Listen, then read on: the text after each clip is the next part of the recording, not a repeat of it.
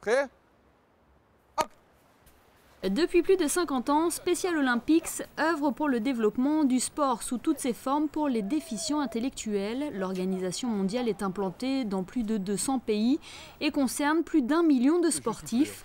En principauté, Special Olympics est actif depuis 40 ans déjà et dans quelques jours, une vingtaine d'athlètes s'envolera pour la Corée du Sud pour participer aux Jeux mondiaux d'hiver dans 3 disciplines, le ski alpin, le ski de fond et les raquettes. 6 personnes partiront, 6 skieurs alpins partiront donc pour représenter Monaco.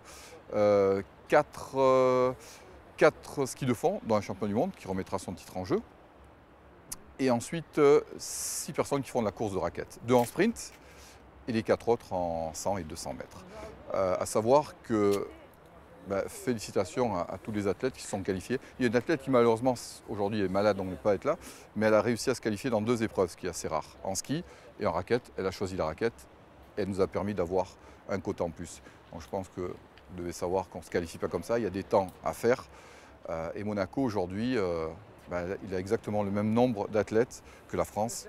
Il y a 3 athlètes en plus que l'Espagne, il a 3 athlètes en plus que l'Italie. Donc franchement, on a vraiment une génération de compétiteurs. Allez, tu tournes et tu vas courir Clément. Encore un les gars. Oh, Stéphane, viens Stéphane, viens encore un. Allez, dernier, pousse Phil. Et quelques jours avant de décoller pour l'Asie, les entraînements s'intensifient sur la plage du Larvoto. Les appuis, les départs, le sprint y sont travaillés avant d'effectuer une dernière séance en altitude. Mireille Calme, présidente de Special Olympics Monaco, a pu constater au fil des années l'effet positif que le sport avait sur ses athlètes, notamment pour leur épanouissement. Ça leur a appris d'abord à se frotter aux autres, à se comparer aux autres. Et c'est surtout pour eux le dépassement de soi. Ils vont au-delà souvent de ce qu'ils sont capables de faire. Et c'est énorme parce que moi je vois en 30 ans, 35 ans, donc au point de vue physique ça leur fait du bien et au point de vue mental aussi, il y a cet esprit de se dépasser, d'aller au-delà de ce que l'on est capable. Et c'est très très bien. Bien.